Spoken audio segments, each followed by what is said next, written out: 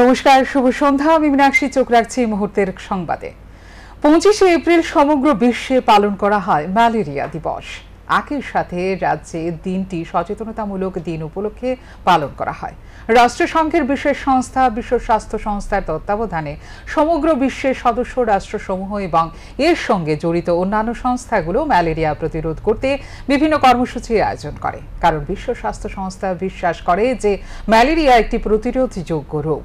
সতর্কতামূলক ব্যবস্থা ও বর্ধিত সচেতনতা দ্বারা ম্যালেরিয়ার মৃত্যু রোধ করা যায়। আগামী 2030 সালের মধ্যে ম্যালেরিয়া নির্মূল করার জন্য পদক্ষেপ গ্রহণ করা হচ্ছে। এরই অঙ্গ হিসেবে বৃহস্পতিবার রাজ্য স্বাস্থ্য ও পরিবার কল্যাণ সোসাইটির উদ্যোগে এক অনুষ্ঠানের আয়োজন করা হয়। এই অনুষ্ঠানে উপস্থিত ছিলেন রাজ্যপাল ইন্দ্রসেনা রেড্ডি-নাল্লু, জাতীয় স্বাস্থ্য মিশনের অধিকর্তা বিনয় ভূষণ দাস সহ অন্যান্যরা। সচেতনতার বার্তা সমাজে ছড়িয়ে দিতে প্রতি বছর 25শে এপ্রিল বিশ্ব ম্যালেরিয়া দিবস পালন করা হয়ে থাকে। রাজ্যপাল ইন্দ্রসেনা রেড্ডি-নাল্লু অনুষ্ঠানে আলোচনা করতে গিয়ে ম্যালেরিয়া প্রতিরোধ সচেতনতার উপর জোর দেন। Recent increase in malaria cases is a challenge, but the state has moved forward from the times of 84 deaths in 2014 to only 1 death in 2023.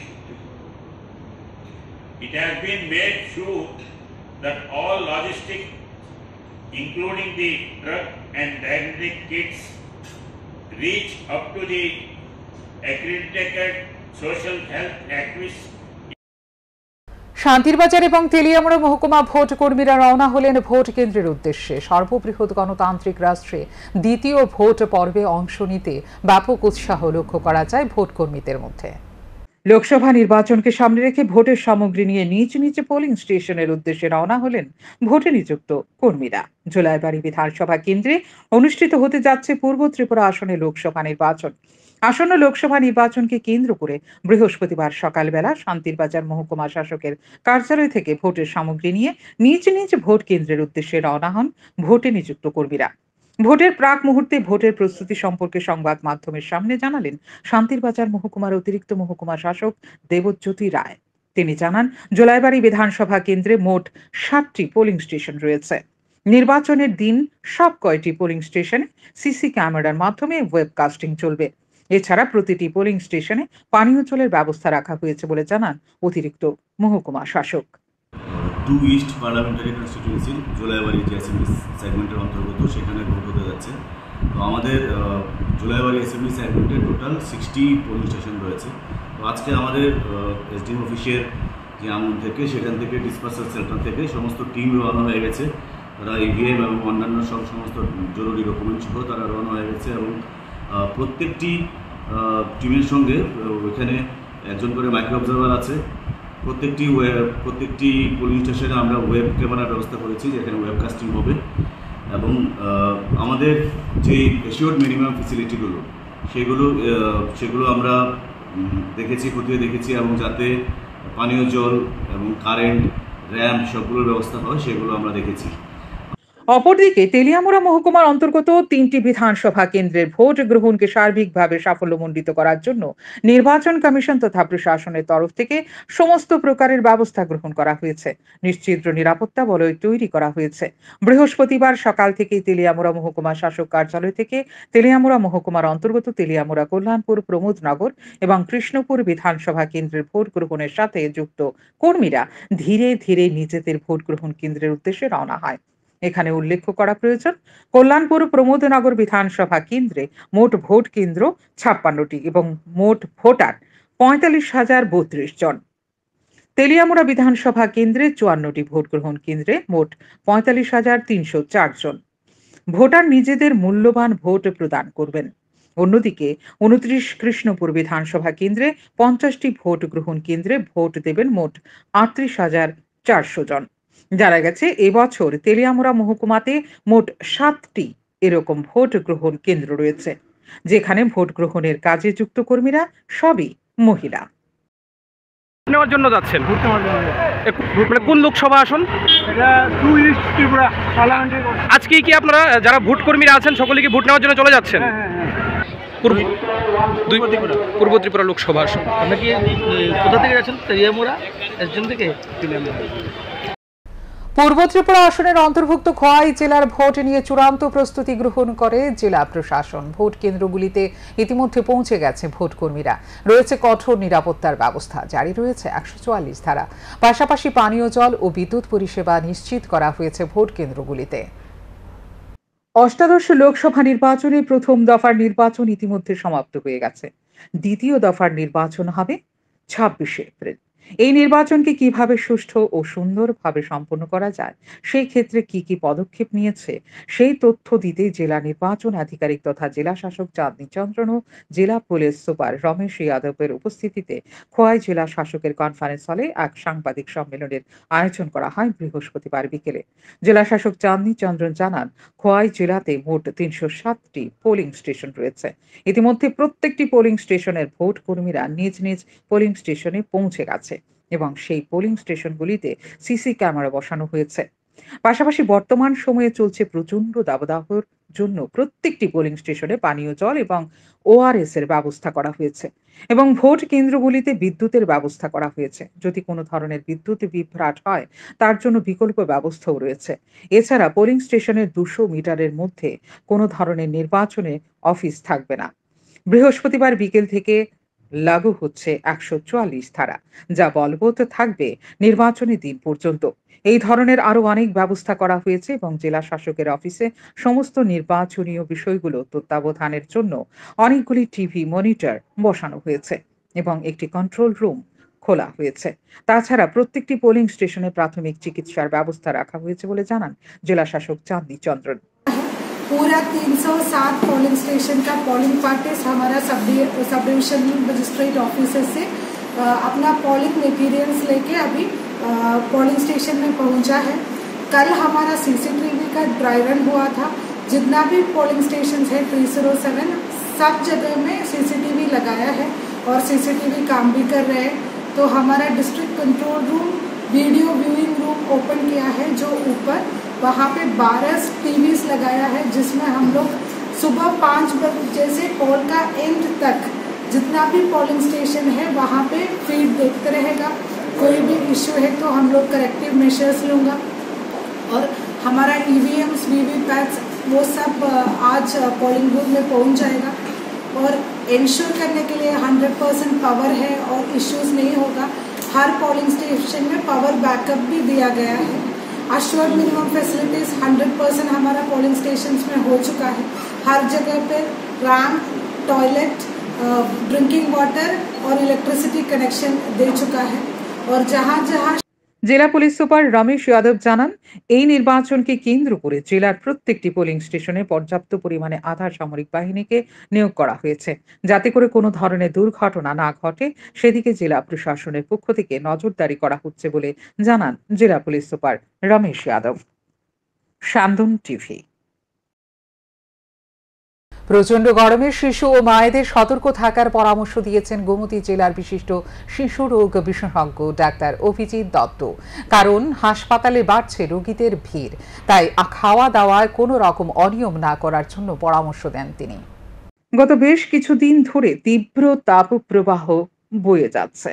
এই পরিস্থিতিতে ছোট ছোট শিশুদের এই গরমের হাত থেকে কিভাবে রক্ষা করা যায়, এ ব্যাপারে গোমতী জেলার শিশু বিশেষজ্ঞ ডাক্তার অভিজিৎ দত্ত বিস্তারিত জানান। তিনি বলেন, অতিরিক্ত গরম বা তাপ প্রবাহ আগামী আরো কয়েকদিন ধরে চলবে। এই তাপ প্রবাহের ফলে শিশু ও বয়স্করা বেশি অসুস্থ হয়ে পড়ছে, তাই তিনি শিশুদের বাড়িতে থাকার পরামর্শ দিয়েছেন। 1 বছর বয়সী শিশুদের বাড়ির বাইরে না বেরোতে বলা হয়। 6 মাসের শিশুদের প্রচুর পরিমাণে পানীয় জল খাওয়ার জন্য পরামর্শ দিয়েছেন। আর যে সমস্ত শিশুরা বিদ্যালয়ে যায় তাদের ক্লাসরুমের ভিতরে থাকতে বলা হয়। কিছুতেই ক্লাসরুমের বাইরে যাতে না বের হয় সেদিকে বিদ্যালয়ের কর্তৃপক্ষকে নজর রাখতে বলা হয়। এই সময়ে অতিরিক্ত গরমে শিশু থেকে শুরু করে সমস্ত লোকদের নানা ধরনের শারীরিক সমস্যা দেখা দেয়, যেমন হাত পা ব্যথা করা, পেট খারাপ, জ্বর, শরীরের নানা স্থানে চর্মরোগের সমস্যা তৈরি হলেও ভয়ের কোনো কিছু নেই বলে জানান চিকিৎসক অভিজিৎ দত্ত। তিনি আরো বলেন, এই গরমে হালকা পোশাক পরা উচিত। পাশাপাশি খাবারের ক্ষেত্রেও তৈলাক্ত জাতীয় কিছু না খাবার পরামর্শ দিয়েছেন। অ্যালার্ট জারি করা হয়েছে যে কিছুদিন এই অতিরিক্ত গরম বা তাপপ্রবাহ চলবে। এই তাপপ্রবাহ বিশেষ করে এক্সট্রিম অফ এজ, ছোট ছোট শিশু এবং বয়স্ক লোকদের বেশি ক্ষতি করে থাকে। তো আমার প্রথমেই বলবো, আমি বিশেষ করে যারা বেশি ছোট শিশু, ওরা বাড়িতেই থাকে, 1 বছরের নিচে ইনফ্যান্ট, ওদের তো আর বাইরে বেরোনোর বেশি দরকার লাগে না, স্টিল বাড়িতে একটু ঠান্ডা জায়গায় রাখবেন। বারবার বুকের দুধ খাওয়াতে হবে। 6 মাসের উপরে হলে বারবার প্রচুর পরিমাণে জল খাওয়াতে হবে। আর তার উপরের শিশু যেমন 3 থেকে 4 বছর পর্যন্ত প্রি স্কুল, ওদেরকে একদমই বাড়ির বাইরে বেরোতে দেওয়া যাবে না।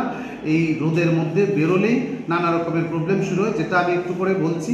আর যে সমস্ত শিশুরা স্কুলে যায়, ওদেরকেও বিশেষ করে শিক্ষকদেরও একটা ভূমিকা নিতে হবে যে ওরা যাতে ক্লাসরুমের মধ্যেই থাকে এবং কিছুতেই মাঠে বা আউটডোর অ্যাক্টিভিটি একদমই না করে, বা ওদের যে লেজার পিরিয়ড ভেতরেই থাকবে এবং নিয়ম করে কিছুক্ষণ পর পরে জল খেতে হবে।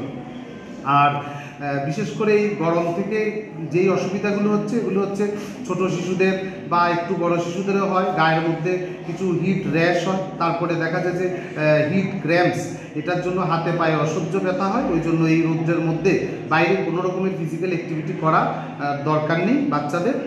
মাদেরকে ওই দিকটা লক্ষ্য রাখতে হবে। তারপরে যদি আরেকটু বেশি গরম এক্সপোজার হয়, দেখা যায় যে হিট এক্সজস্টন, অনেক সময় এক্সট্রিম কেসে। পূর্ব ত্রিপুরা লোকসভা আসনের ভোট গ্রহণ আর কিছু সময়ের অপেক্ষা মাত্র। ভোট গ্রহণকে কেন্দ্র করে বৃহস্পতিবার সকালে আমবাসা মহকুমার বিভিন্ন পোলিং স্টেশনে ভোটের কাজে নিযুক্ত কর্মীরা ভোটের সরঞ্জাম নিয়ে যার যার গন্তব্যস্থলে রওনা দিলেন। আমবাসা মহকুমার চন্দ্রাইপাড়া দ্বাদশ শ্রেণী বিদ্যালয়ের মাঠ থেকে ভোট কর্মীরা তাদের ভোটের সামগ্রী নিয়ে নিজ নিজ কেন্দ্রের উদ্দেশ্যে বেরিয়ে পড়েন। এদিন চন্দ্রাইপাড়া দ্বাদশ শ্রেণী বিদ্যালয়ের মাঠে সকাল 8টা থেকে ভোট কর্মীরা উপস্থিত ছিলেন। এআরও তথা আমবাসা মহকুমা শাসক সঞ্জিত দেববর্মা সকাল থেকে সমস্ত কর্ম প্রক্রিয়া খতিয়ে দেখছেন। এআরও সঞ্জিত দেববর্মা জানান, দূরবর্তী স্থানে যে সমস্ত পোলিং স্টেশন রয়েছে সেগুলিতে ভোট কর্মীদের আগে পাঠানোর ব্যবস্থা করা হয়েছে। এআরও জানান, 47 আমবাসা বিধানসভা কেন্দ্রে 69টি পোলিং স্টেশন রয়েছে। তিনি জানান, মহিলা পরিচালিত 2টি পোলিং স্টেশন, প্রতিবন্ধীদের জন্য একটি পোলিং স্টেশন এবং ইউথ ম্যানেজ পোলিং স্টেশন একটি রয়েছে। এআরও সঞ্জিত দেববর্মা আরও জানান, আমবাসা মহকুমার ব্রু সেটেলমেন্টে এবছর নতুন করে পোলিং স্টেশন করা হয়। এই পোলিং স্টেশনটি হবে সম্পূর্ণ ইউথ ম্যানেজ পোলিং স্টেশন। আজকে আমাদের ডিসপার্সাল 25 এপ্রিল 2024। আগামীকালকে আমাদের election to Tripura East parliamentary constituency. তো আমি এখানের এআরও 47 আমবাসা অ্যাসেম্বলি সেগমেন্টে আমাদের সকাল 8টা থেকেই ডিসপার্সাল শুরু হয়ে গেছে। আমাদের টোটাল 69 টিম এবং তার মধ্যে উমেন পুলিং স্টেশন আমাদের ইয়ারমার্ক করা 2টা, বিকলাঙ্গদের জন্য 1টা এবং ইউথ ম্যানেজ 1টা। তো টোটাল আমাদের 69 পুলিং স্টেশন। অলরেডি আমাদের 500টা টিম অলরেডি ডিপার্চার হয়ে গেছে। দূর দূরান্তেরগুলি আমরা আগে আগে প্রিফারেন্স দিয়েছি, তারা যেন আগে আগে পৌঁছে যায়, সেই জন্য আমরা দূরগুলিকে আগে আগে সিলেক্ট করেছি। স্যার, ব্লু সেটেলমেন্টে একটি টিম যাবে, সেখানে আপনাদের কী ধরনের টিম রয়েছে বা কী প্রস্তুতি রয়েছে? ব্লু সেটেলমেন্ট টিম অ্যাকচুয়ালি এবারেই আমরা নতুন পুলিং স্টেশন করেছি। ওইখানে আমার টোটাল 1135 ভোটার ওইখানে। তো আমি ওইখানে ইউথ ম্যানেজ পুলিং স্টেশন হিসেবে আইডেন্টিফাই করেছি। যারা ইউথ ইয়াং ইন এজ যারা পুলিং অফিসার, তাদেরকে আমরা সিলেক্ট করেছি ওইখানে এবারে। বুধবার রাতে গোপন সংবাদের ভিত্তিতে নেশা জাতীয় কফ সিরাপ সহ 5 যুবককে গ্রেপ্তার করল আগরতলা সরকারি রেল পুলিশ। আগরতলা সরকারি রেল পুলিশ থানার ওসি জানান, বুধবার রাতে গোপন সংবাদের ভিত্তিতে জানতে পারেন যোগেন্দ্রনগর রেল স্টেশনে কয়েকজন লোক নেশা সামগ্রী নিয়ে রেল থেকে নামতে পারে। সেই মোতাবেক রেল পুলিশ যোগেন্দ্রনগর রেল স্টেশনে গিয়ে ওঁত পেতে বসে। রেল পুলিশ লক্ষ্য করে এক যুবক একটি বস্তা নিয়ে রেল স্টেশন থেকে বেরিয়ে যাচ্ছে। সাথে সাথে রেল পুলিশ স্থানীয়দের সহযোগিতা নিয়ে ওই যুবককে আটক করে। তার সাথে থাকা বস্তায় তল্লাশি চালানোর পর উদ্ধার হয় 160 বোতল নেশা জাতীয় কফ সিরাপ, যার কালোবাজারি মূল্য আনুমানিক 80,000 টাকা। ধৃত যুবককে জিজ্ঞাসাবাদের পর সে স্বীকার করে তার সাথে আরও কয়েকজন যুক্ত রয়েছে। তারা আগরতলা রেল স্টেশনে অপেক্ষা করছে। যথারীতি রেল পুলিশ ধৃত যুবককে নিয়ে আগরতলা রেল স্টেশনে পৌঁছায় এবং ধৃত যুবকের সাথে নেশা সামগ্রী পাচারের কাজে যুক্ত আরও 4 যুবককে আটক করে। ধৃত 5 জনের বাড়ি বিহারে। বৃহস্পতিবার পুলিশ রিমান্ডের আর্জি জানিয়ে ধৃতদের আদালতে সোপর্দ করে রেল পুলিশ। অ্যাকচুয়ালি গতকালকে সন্ধ্যা 7টার দিকে আমাদের কাছে একটা খবর আসে যে কয়েকজন লোক কোনো কন্ট্রাব্যান্ড নিয়ে যুগলনগর রেল স্টেশনে নামতে পারে।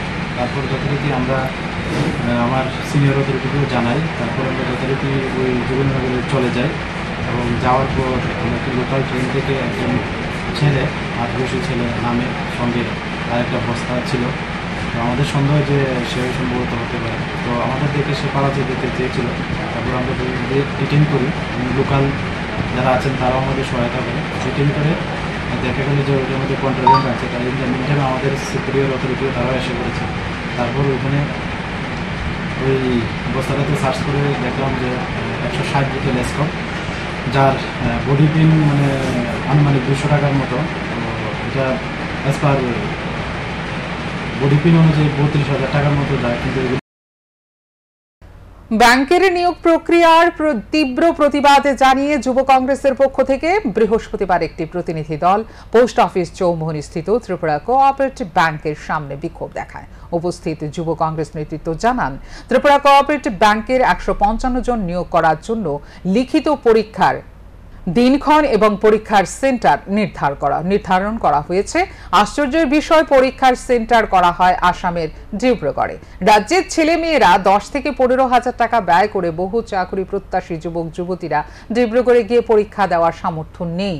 তাই নিয়োগ প্রক্রিয়ার বোর্ড যাতে অবিলম্বে পরীক্ষার সেন্টার বাতিল করে ত্রিপুরা রাজ্যে পরীক্ষা সেন্টার করা হয় তার জন্য দাবি জানানো হচ্ছে বলে জানান।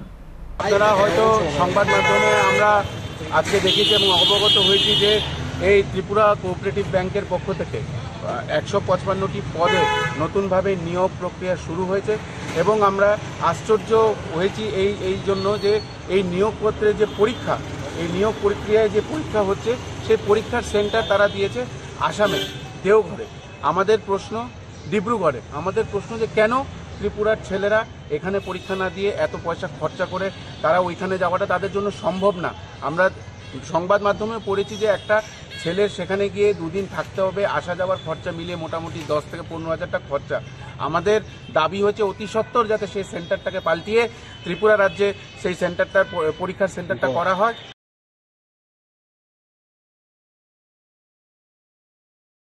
রহস্যজনক আত্মহত্যা। শাহ আলম খান নামে এক দ্বাদশ শ্রেণীর ছাত্রের মৃত ছাত্রের বাড়ি আগরতলা শহরতলি লাড্ডু চৌমুহনী এলাকায়। শাহ আলম খানের মৃত্যুর কারণ নিয়ে ধোঁয়াশা রয়েছে পরিবারের লোকজন। তাদের কাছ থেকে জানা গেছে শাহ আলম কাশীপুর সংলগ্ন এলাকার একটি মেয়ের সাথে ভালোবাসার সম্পর্কে জড়িয়ে পড়ে গত কয়েক মাস আগে। তারপরে বুধবার এই ঘটনা সংঘটিত করেছে সে।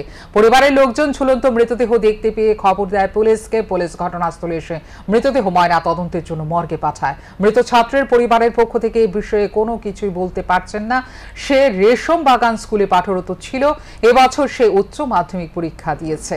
এই মুহূর্তে তার এই ঘটনা নানা প্রশ্ন উঠতে শুরু করেছে।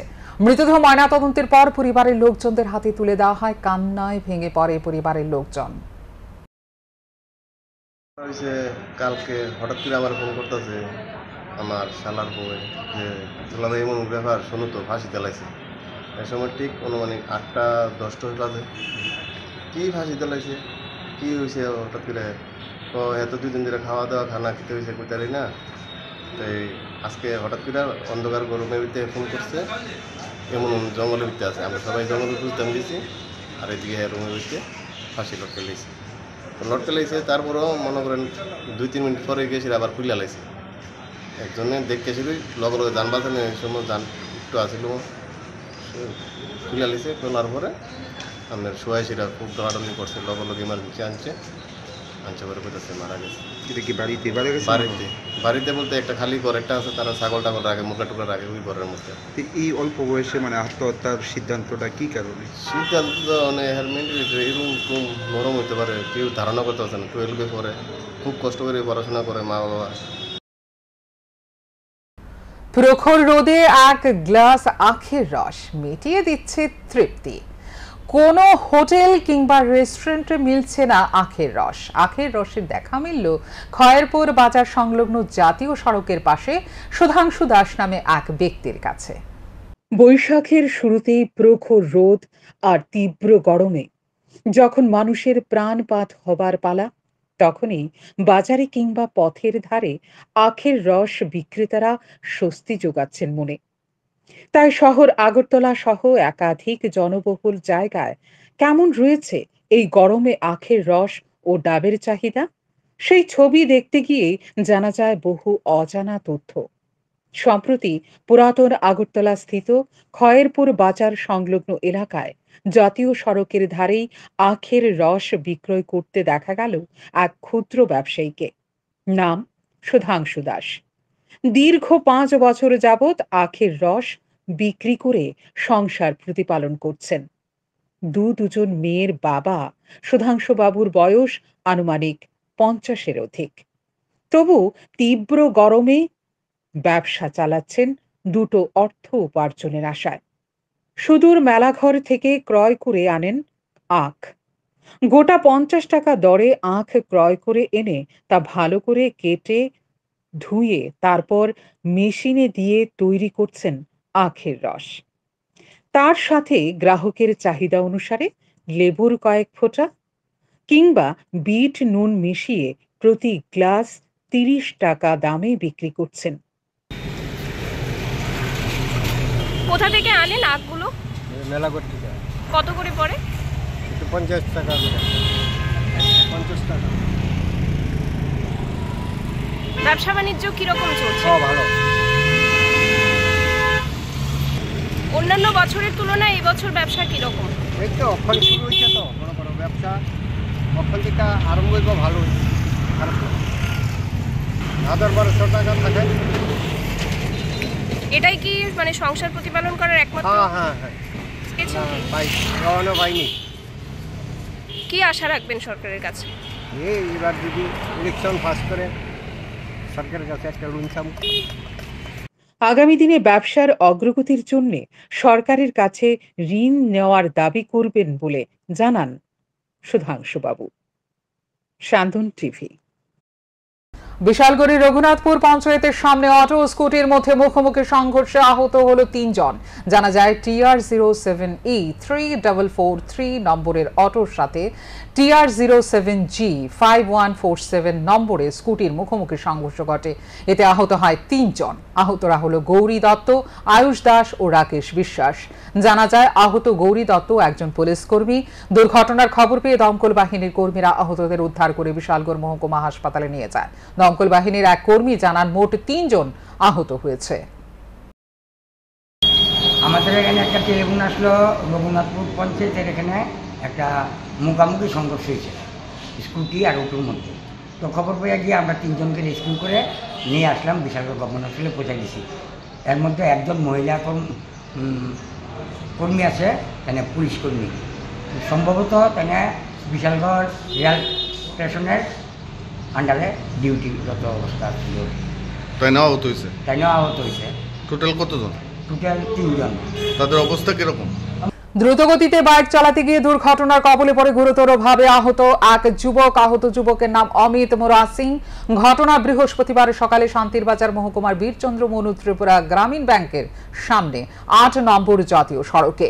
ঘটনার বিবরণে জানা যায় এদিন অমিত মোরা সিং TR08D7907 নম্বরের বাইক নিয়ে দ্রুত গতিতে এসে প্রথমে একটি স্কুটি ও 2টি বাইককে সজোরে ধাক্কা মারে। পরে সে বাইকের নিয়ন্ত্রণ হারিয়ে রাস্তায় দুর্ঘটনার কবলে পড়ে। এতে তার মুখে গুরুতর আঘাত লাগে। প্রত্যক্ষদর্শীরা ঘটনার সাথে সাথে দমকল বাহিনীর কর্মীদের খবর দেয়। দমকল বাহিনীর কর্মীরা ঘটনাস্থলে পৌঁছানোর আগে আহত যুবকের পরিবারের লোকজন তাকে বীরচন্দ্র মনু প্রাথমিক হাসপাতালে নিয়ে যায়। জানা যায় আহত যুবকের মাথায় হেলমেট না থাকার ফলে তার মুখে গুরুতর আঘাত লাগে। গাড়িটা কোন দিক থেকে আইছে? কি গাড়ি ছিল? গাড়িটা দেখছি না, আমি হেতে পরে আবাস হয়েছে আর ওই দোকানটা শো আছিল, দোকান খুললে আমি ফ্রিজ চাইতে আছি, একটা ফ্রিজ কিনে দিন দুপুরে এক মহিলার গলা থেকে স্বর্ণের চেইন ছিনতাই করে নিয়ে গেল ছিনতাইকারীরা। ঘটনা উদয়পুরের গোকুলপুর খামার এলাকায়। জানা যায় রত্না সাহা নামে এক মহিলা এদিন গরু নিয়ে গোকুলপুর খামার এলাকায় যান। তখন আবুল কালাম নামে এক ব্যক্তি রত্না সাহার পিছু পিছু হাঁটতে থাকে। প্রথমে সে রত্না সাহার কাছে পান করার জন্য জল চায়, কিন্তু রত্না সাহা জানায় তিনি জল নিয়ে যাননি। গরু বেঁধে রেখে বাড়িতে চলে যাওয়ার সময় আচমকা আবুল কালাম পেছন থেকে এসে রত্না সাহার গলায় থাকা স্বর্ণের চেইন ছিনতাই করে পালিয়ে যায়। পরবর্তী সময় রত্না সাহা আরকেপুর থানায় গিয়ে অভিযোগ দায়ের করেন। রত্না সাহা সংবাদ মাধ্যমের মুখোমুখি হয়ে ছিনতাইয়ের ঘটনার বিষয়ে বিস্তারিত জানান। 5 বছর আগে সামাজিকভাবে বিয়ে হয় উদয়পুর কাঁকড়াবন এলাকার নকুল নমদাসের সঙ্গে লক্ষ্মী সরকারের। বিয়ের পর তাদের সংসার ভালোভাবেই চলছিল। এর মধ্যে তাদের একটি পুত্র সন্তানও হয়। এর মধ্যে লক্ষ্মী সরকার এলাকার একটি ছেলের সঙ্গে ভালোবাসায় আবদ্ধ হয়ে কিছুদিন আগে পালিয়ে যায়। পরবর্তী সময়ে বাড়ির লোকজন মিলে মহিলাকে আবার বাড়িতে নিয়ে আসে। সবাই মিলে বসে সিদ্ধান্ত হয় মহিলার অনুমতি নিয়ে এই মহিলা নকুলের সঙ্গে ঘর করবে। এর মধ্যে বৃহস্পতিবার দুপুরে লক্ষ্মী সরকার বাড়িতে থাকা জমির ওষুধ খেয়ে ফেলে। সঙ্গে সঙ্গে লক্ষ্মী সরকারকে গোমতী জেলা হাসপাতালে নিয়ে আসা হয়। কর্তব্যরত চিকিৎসক উন্নত চিকিৎসার জন্য লক্ষ্মী সরকারকে জিবি হাসপাতালে রেফার করে দেয়। ঝগড়াঝাটি বলতে স্যার হ্যাঁ কয়েকদিন আগে ছেলের সাথে গেছে, পালাই গেছিল। তারপরে আনা হয়েছে হারে, তারপরে থানার নিয়ে সেটা নিয়ে জিজ্ঞাসা করছে যে আমার সাথে রাখবো না, মা বাবার সাথে রাখবো না, ওই ছেলের কাছে যায়। তারপরে হ্যাঁ বলছে আমার সাথে রাখবো। তারপরে আমি আবার অ্যাকসেপ্ট করছি। অ্যাকসেপ্ট করার পরে আজকে তাদের মা বাবা সবাই মিলে মনে করেন বইয়া কথাবার্তার মাধ্যমে আমার কাছে দিয়ে গেছে। যাওয়ার পরে এখন মনে করেন 2 দিন হয়েছে আজকে আমি হঠাৎ করে এরকম করে লাগে। এটা আমরা প্রথম বিয়ে করে এখনকার মতো এই মুহূর্তের সংবাদ এ পর্যন্ত। অন্যান্য আপডেটস দেখার জন্য অবশ্যই নজর রাখতে হবে শান্তন টিভির পর্দায়। শান্তন টিভি, দায়বদ্ধতাই যার ঐতিহ্য।